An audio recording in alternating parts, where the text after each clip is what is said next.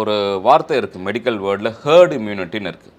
இப்போ இந்த போலியோ தடுப்பூசி 5 வயசு வரைக்கும் தான் குழந்தைங்களுக்கு போடுவாங்க. நோய் எதிர்ப்பு சக்தி. ஆமாம், நோய் எதிர்ப்பு சக்தி. ஆனால் நீங்கள் நினைக்கிறீங்க அந்த குழந்தைங்களுக்கு மட்டும் தான் நோய் எதிர்ப்பு சக்தி கிடைக்கல, போடாத குழந்தைங்களுக்கு எதிர்ப்பு சக்தி கிடைக்குது, மக்கள் மற்றவங்களுக்கு கிடைக்குது. இது எப்படின்னா, அந்த ஓரல் போலியோ வேக்சின்ங்கிறது வயிறு வழியாக போய் மலம் வழியாக வெளில வந்து தண்ணீரில் நிலத்தில் கலந்து இதனால் ஒரு நேச்சுரல் எதிர்ப்பு சக்தி உடம்புல உருவாக்கி எல்லா மக்களுக்கும் இந்த நேச்சுரல் எதிர்ப்பு சக்தி வருது. இதுதான் ஹேர்டு இம்யூனிட்டினும்.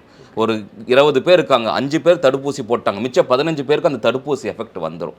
அந்த மாதிரி மத்திய அரசோட அப்போ இருந்த இது நம்ம 130 கோடி மக்களுக்குமே தடுப்பூசி போட முடியுங்கிறது கஷ்டம்தான். ஆனால் ஒரு 50 கோடி பேருக்கு போட்டுட்டா அதனால் மிச்சம் 80 கோடி பேர் பயன்பெறுவாங்கிறது தான் அந்த இது. ஸோ ஹேர்டு இம்யூனிட்டி இப்போ நேச்சுரலாக வந்துருச்சு. இப்போ கொரோனா வீரியத்தன்மை இழந்துருச்சு, நமக்கும் எதிர்ப்பு சக்தி அதை வியாதிக்கு கூடிடுச்சு.